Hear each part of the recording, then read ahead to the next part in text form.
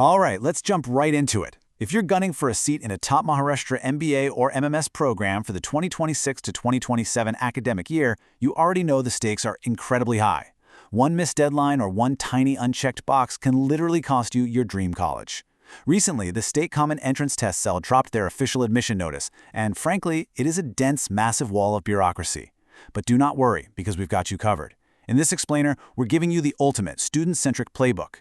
We're going to translate all of those complex, rigid government rules into super clear, actionable steps so you can lock in your admission with total confidence. Okay, let's dive straight into our roadmap for today.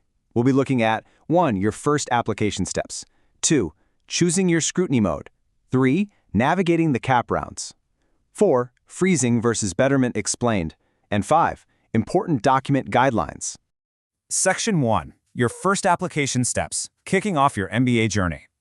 First things first, you've got to apply online over at the official MHACET website. And when you do, there's a non-refundable registration fee you need to take care of. So for general category and outside Maharashtra state candidates, as well as migrants from Jammu and Kashmir or Ladakh, that fee is 1,500 rupees. Now, if you are a reserved category candidate from Maharashtra, so that's SC, ST, OBC, EWS, and others, or if you're an orphan candidate, it's 1,300 rupees. But here is a really fantastic piece of news, kind of a pro tip for a lot of you.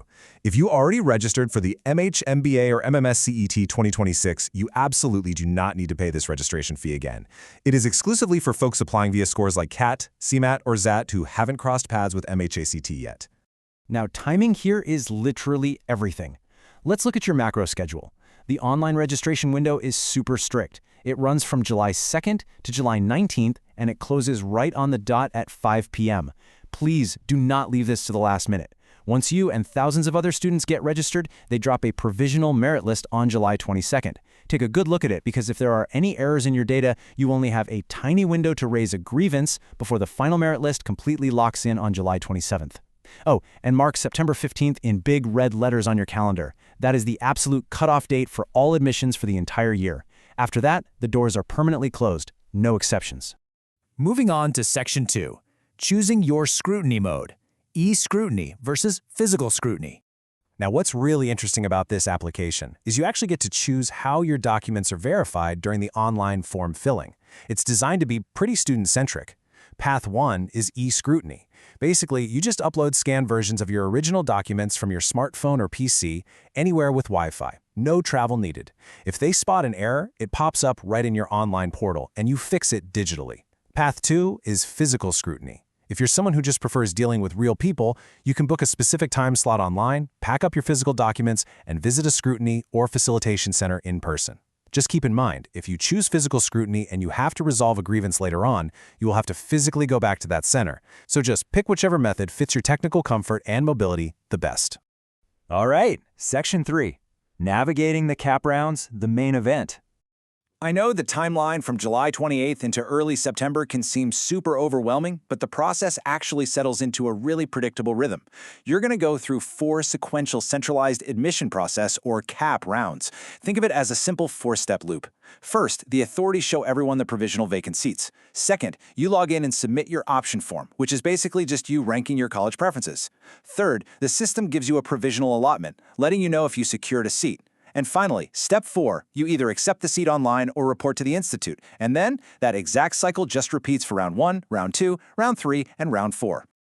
Next up is Section 4. Freezing versus betterment explained, making the crucial choice. Okay, let's completely demystify this whole auto-freeze thing, because it trips a lot of people up. If the system actually grants you the college you listed as your absolute #1 preference in round 1, your seat is instantly auto-freezed. The system basically says, hey, you got your dream school, so you must accept it, pay the fee, and you are automatically removed from all future CAP rounds. The exact same rule applies in round 2 for your top 3 preferences and round 3 for your top 6. Now, if you get a lower preference but you're actually perfectly happy with it, you can voluntarily choose to self-freeze. But the key takeaway here is this. Whether you are auto-freezed or you self-freeze, you are totally locked into that seat, and you're locked out of the remaining rounds. But what happens if you get, say, your 5th preference and you still want a shot at your 2nd preference? Well, enter the not freeze, or betterment option. This is basically your safety net.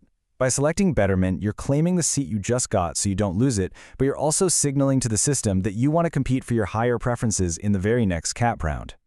If you manage to get a better seat in the next round, your old seat is gone. If you don't, you get to keep the safety school. It is an absolutely essential strategy every student needs to understand to maximize their chances. So the crucial point here is the magic number 1,000 rupees. Whether you auto-freeze, self-freeze, or opt for betterment, the very first time you accept any seat, you have to log in and pay this 1,000 rupee seat acceptance fee.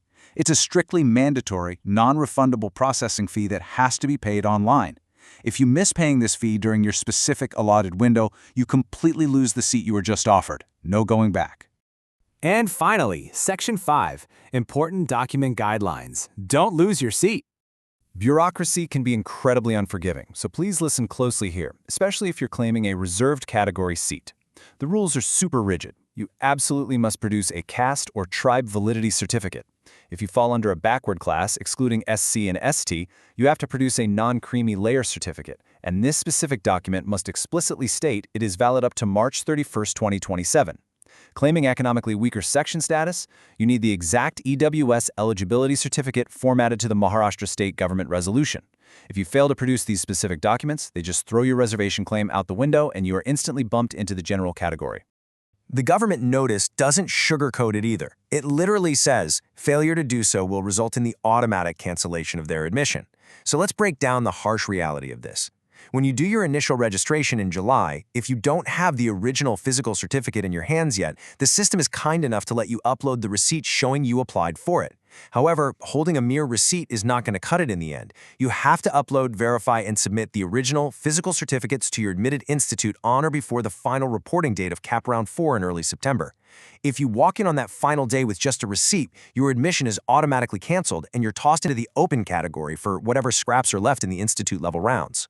So we've covered the application fees, the drop-dead deadlines, your scrutiny choices, the strategy behind the CAP rounds, and those highly unforgiving document rules.